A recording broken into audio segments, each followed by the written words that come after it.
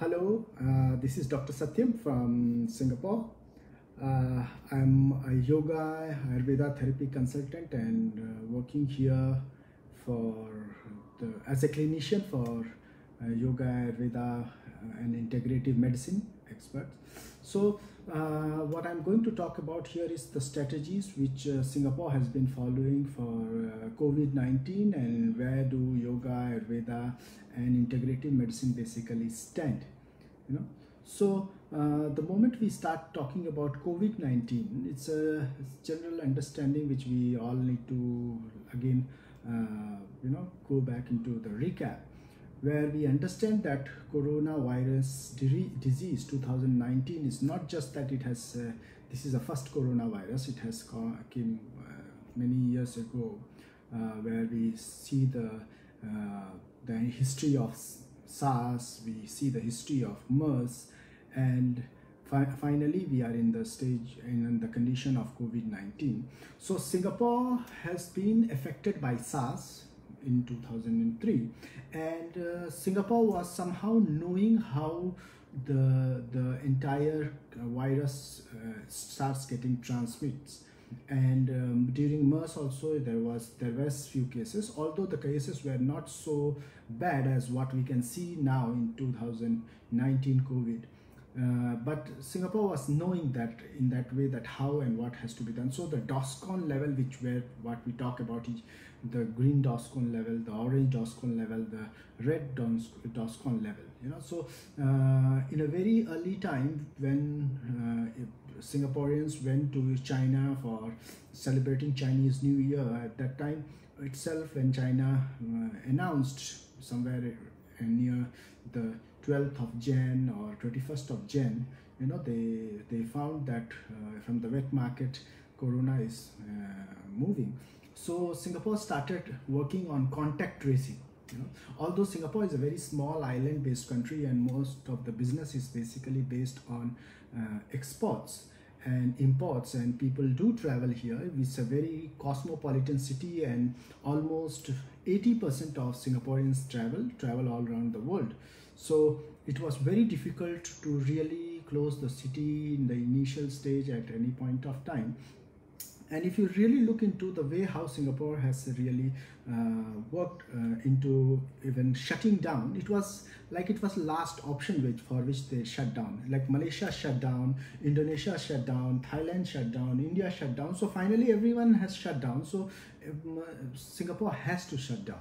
So finally Singapore shut down. But the approach which Singapore has been using from the very beginning is contact tracing and trying to make people stay home notice and quarantine, and somehow to contain the spread of virus. Because what they have learned from past SARS and MERS, they understood that this is not the virus which is directly spreading from the animals directly to human being. It doesn't work that way. Even if it is starting by bats, bats actually have somehow affected some other animals, and then from those animals, maybe by eating or by some other close contacts, basically the diet plays a very important role. But there can be other mode of transmission which we can see in many of the research papers, that can be mucus or can be fluid which has reached to human being and human being got affected. So what they understood that from the very beginning, that it is not easy task to get the vaccine in the initial stage. And when you don't have the vaccine in the initial stage, and on an average to develop the vaccine, it takes around 18 months to 20 months. So even WHO is now talking about 18 to 20 months of developing a vaccine, which Singapore understood well in advance by the prior experience. So they felt that vaccine is something in which people get affected, and they start developing antibodies, which can be IFN, which can be TNF alpha, which can be CD4, CD8 cells, which T cells, interleukin cells, which all start developing inside the body, in plasma and in the lymphatics. So they felt that finally the body has to develop antibodies, but these antibodies development will take time. And if we don't have the vaccination, we have only one option, that the the entire infection should move slowly into the population, you know. And this is what they are doing now also. Yes. There are some people who have been talking about we call it as herd immunity. You know, there have been a lot of questions where we can see in the references of Straits Time, where Professor Veron Lee, the Director of Communication Disease of Ministry of Health, people did ask that how come we, if there is no vaccination, why are we not thinking about herd immunity? So he said that herd immunity is one of the most possible way at the end when there is no vaccination available. So herd immunity is the final thing. But talking about that at this point of time is idiotic, because when we are talking about population, let's say in Singapore we have 5 million population, and if 80%, 60 to 80% of population getting infected can only influence the herd immunity. And if we are ready to allow 80% of people to go through the herd immunity, which means they are going to get infected first, so the chances of non-survival can be around 10%, and this 10% can be in 5 million, can be 1 million. So those people who will not be able to survive, or those who will be in life-threatening condition, will be 1 million people. Yes, 4 million people, the chances are they will survive, they will not even get infection, they will get infected, but they will not be the sufferers. But putting the risk of 1 million people for the herd immunity at this point of time is not going to be a good idea. So what they thought was that somehow we have to start doing contact tracing, and we need to develop distance, safe distancing, which the whole world is talking about. But the difference between the whole world talking about and what Singapore is, Singapore implements it nicely. We know that there are law and order which are in place all over the world, but Singapore is famous for its discipline. You know, people really listen to that. People really understand what government is talking about. And so what they said, and they started educating from the very beginning, that everyone has to make sure that there is proper distancing, there is proper reporting that who gets fever and who gets infected, so that what can be done is at one time there can be limited number of people who get infected. By the time there is another cluster formed who gets infected, the first cluster who has been infected first has recovered. So in this way, this is going to take longer time, of course longer time, which can be sometimes 3 years or maybe 4 years. So Singapore is projecting itself up to 3 to 4 years that we will reach into that condition where around all 5 million population may, we are saying may here, may get infected, and then they will develop antibody and they will recover. In the meantime, if there is vaccination developed, well and fine. But if the vaccination has not been developed, if the vaccination for process of vaccination has not been successful, then also the population which lives in Singapore, they have already gone through this phase where coronavirus entered inside the body has developed antibodies, and the body has recovered. If you look into the success stories and how do you feel that Singapore is still successful till today, is with the death rate. You know, there are people who have been infected. 25,000 people are infected in Singapore at this point of time, and number of people who are dead are 20s, which means 0.00 less percentage of people are dying. It is all because they are capable of taking care of this number of people.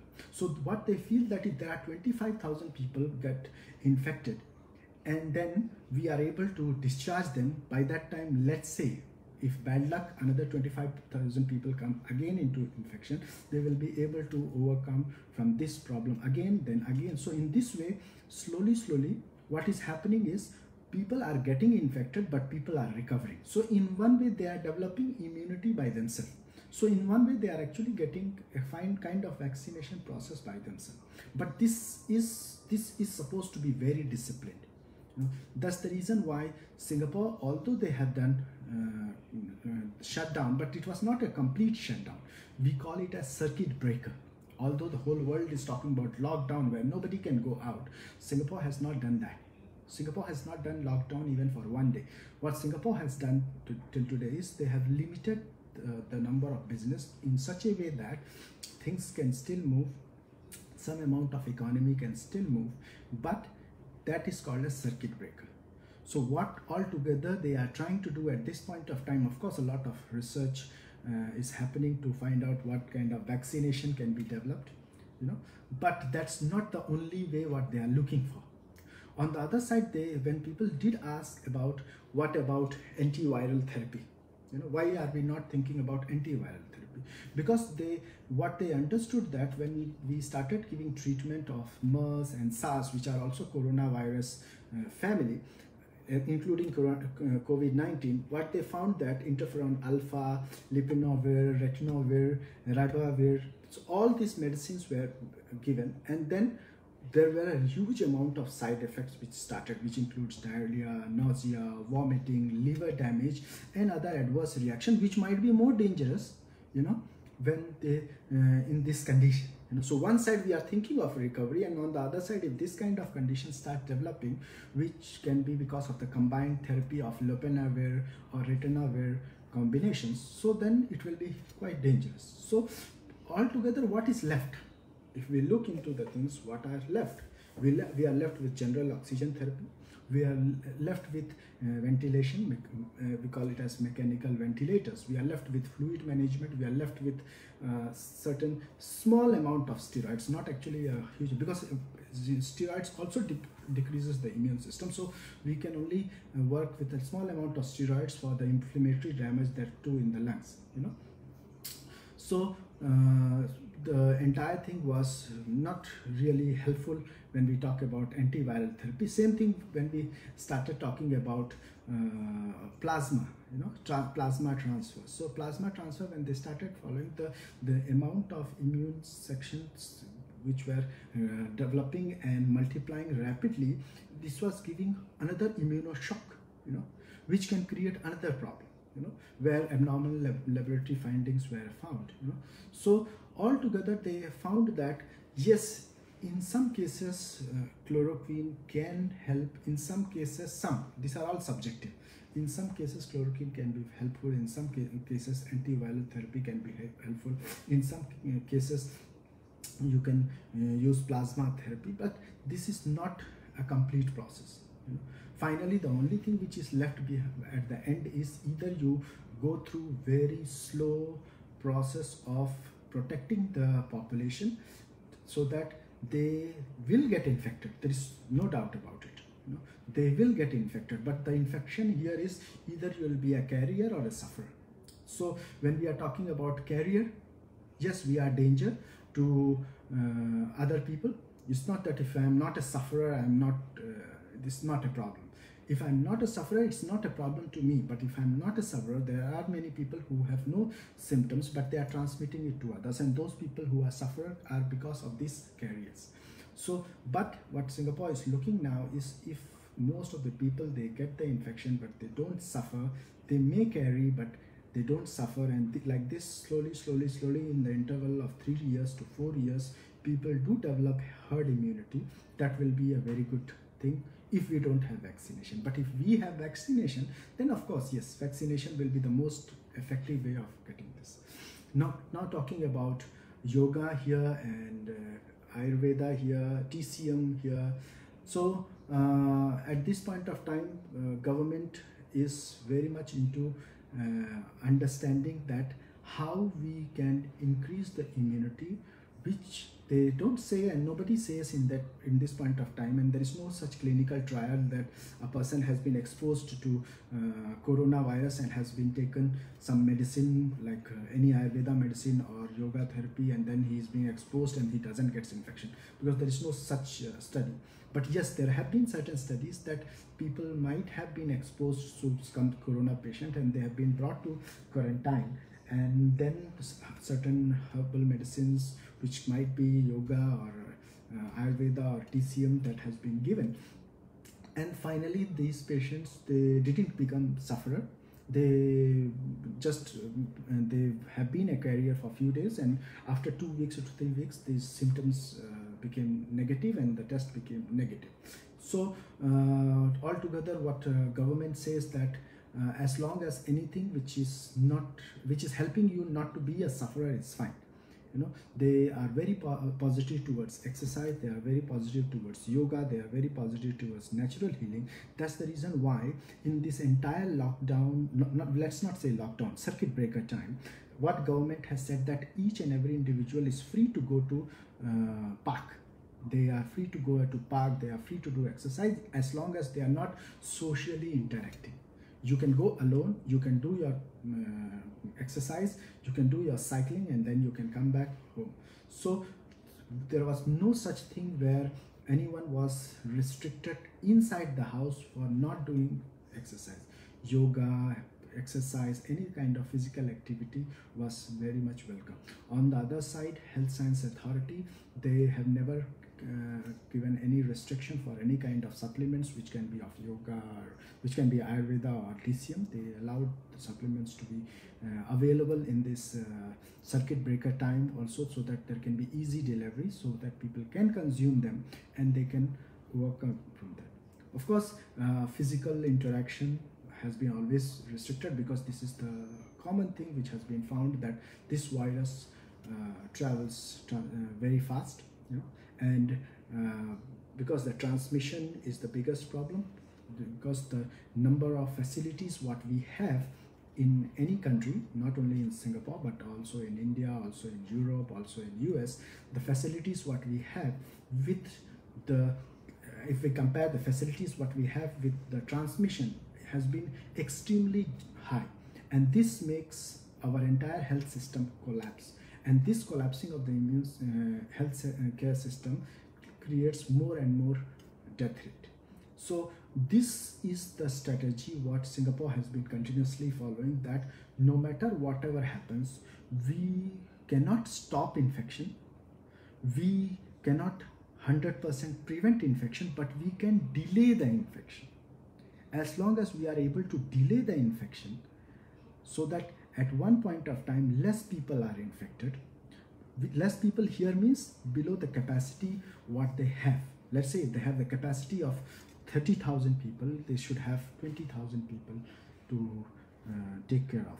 If they have the capacity of ventilators of 1,000 ventilators, 2,000 ventilators, 5,000 ventilators, they have been continuously preparing themselves in such a way that they have very less patients who have to be on the ventilators, and they have high facilities.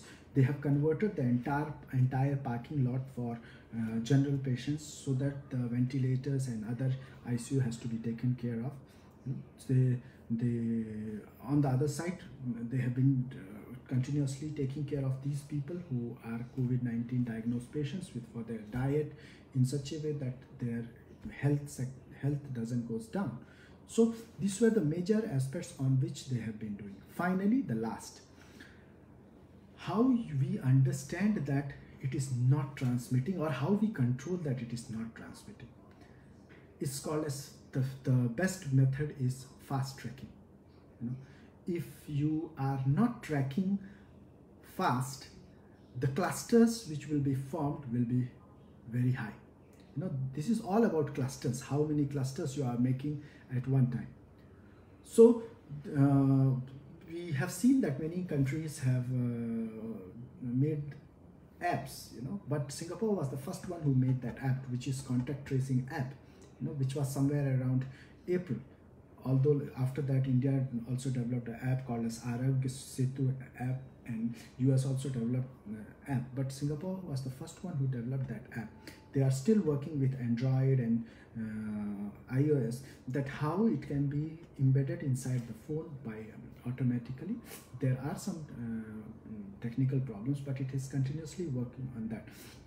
From the very beginning, they are continuously into that state where they want anybody who has any kind of symptoms, it has to be immediately told, responded, so that they can trace how many where and how many places this patient have gone, so that they can restrict the entire movement. So contact tracing is one of the biggest thing, followed by contact tracing. The moment you have done the contact tracing, you need to do fast test. And at this point of time, the swab test which Singapore is doing, it is the maximum in the entire world in any 100,000 population. So it is like randomized the number of tests which they are doing, so that this one patient who has not been tested and has not been known, if he goes to the public, he will infect 10 more people.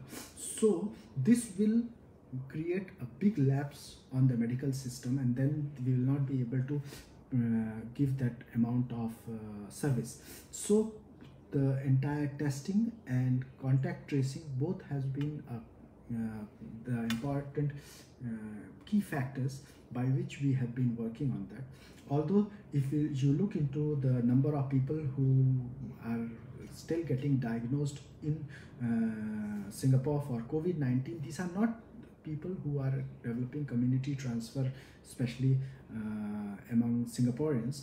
These are those people who are living in dormitories, and in the worker dormitories are very close packed.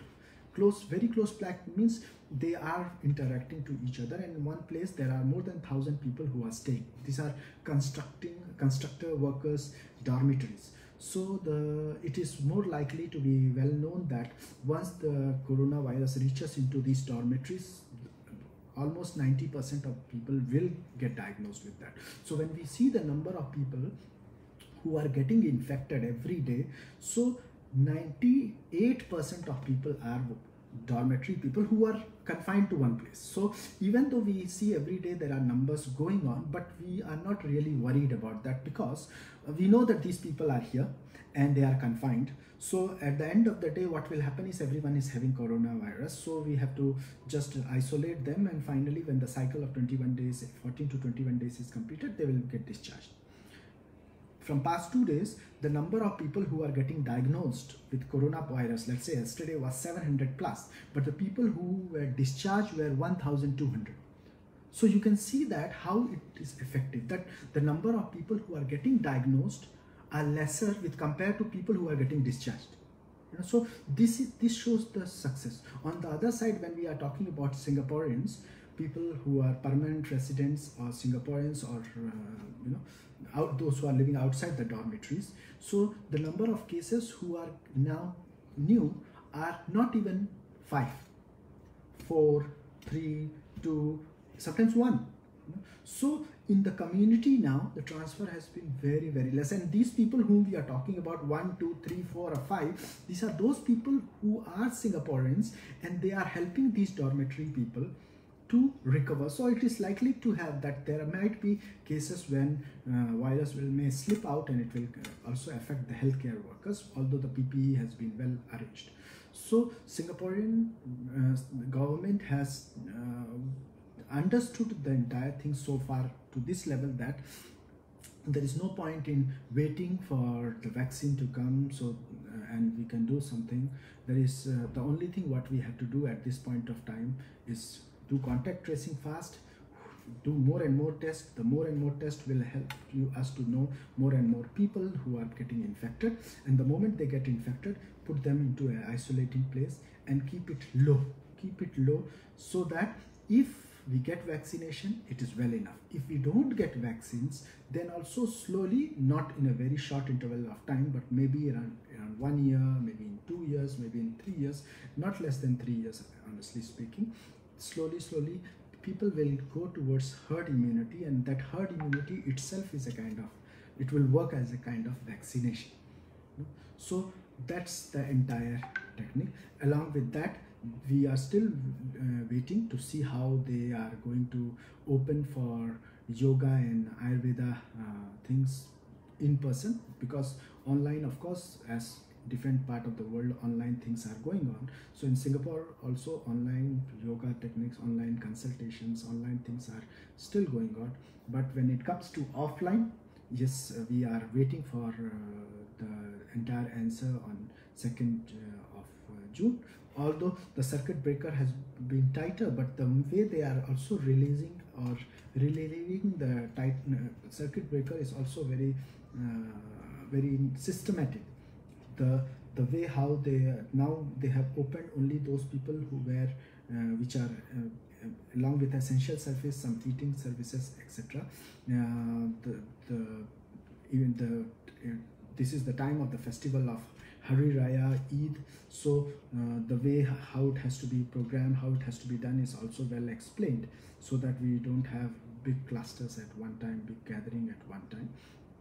Along with that, they are going to tell that how the retail shop will work, how entire thing which is running the business has to work. So we are in that process. So there are still a lot of things which we have to know, which we have to talk in future. So this is what it is, how Singapore has controlled and so far it is able to do. So thank you very much. I hope I have explained how the entire things has worked. Yes, one more thing for the integrative medicines. Something which has been continuously into talk in Singapore was that diet really plays a very important role in increasing the overall strength in the body and immune system. So they have been continuously encouraging the research proven articles wherever they are published to use these things or these products after the approval of Health Science Authority of Singapore. So it has to be Health Science Authority HSA approved, and if it is HSA approved, it is okay to consume. They really want us to take that, so that we can increase our immunity, and they are very much open into anything which is safer and research proven, you know, which includes TCM, which includes Ayurveda, which includes yoga and any system of medicine. Thank you very much for listening the entire details what I can share from Singapore. You know, see you all soon. Stay safe, stay healthy, stay united. Thank you.